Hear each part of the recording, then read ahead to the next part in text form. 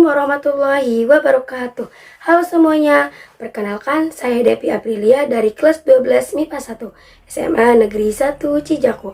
Di sini saya akan menjelaskan materi mata pelajaran biologi bagian bab 1 tentang pertumbuhan dan perkembangan pada makhluk hidup.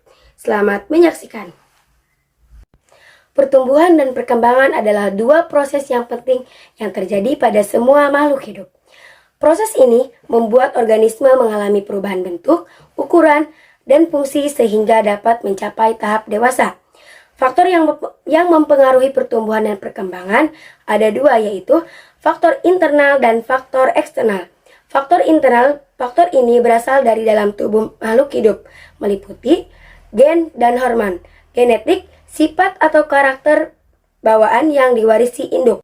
Sedangkan hormon, zat pengatur yang mengendalikan pertumbuhan dan perkembangan, misalnya hormon pada tumbuhan, auksin, giberalin, dan hormon pada hewan atau manusia. Yang kedua itu faktor eksternal.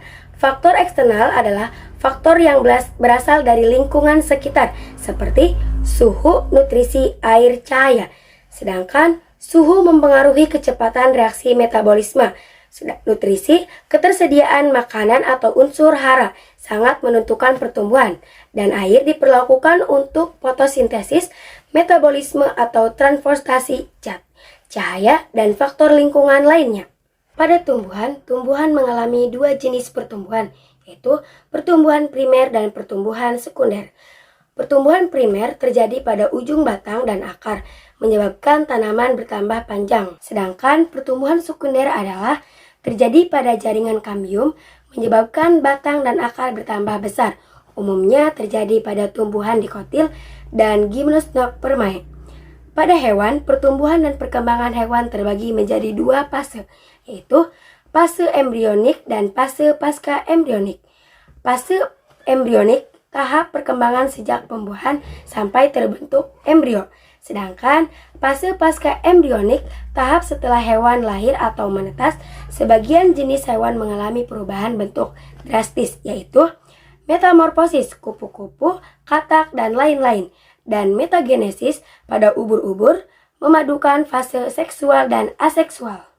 Manusia, tahap perkembangan manusia meliputi balita, anak-anak, remaja, dewasa, dan lansia. Saat memasuki masa remaja, manusia mengalami pubertas. Perubahan menuju kematangan reproduksi meliputi dua jenis perubahan, pubertas fisik dan pubertas psikis. Pubertas fisik, perubahan tubuh luar dan dalam seperti tinggi badan bertambah, suara berubah, tumbuh rambut tertentu. Sedangkan pubertas psikis, perubahan emosi, cara berpikir, dan pola sosial. Kesimpulan, pertumbuhan dan perkembangan adalah proses yang dipengaruhi oleh faktor internal dan eksternal. Proses ini terjadi pada tumbuhan, hewan, dan manusia dengan tahapan serta ciri-ciri yang khas masing-masing. Perubahan ini yang dialami organisme membuatnya mampu berfungsi dengan sempurna dan siap berproduksi. Sekian dari saya. Wassalamualaikum warahmatullahi wabarakatuh.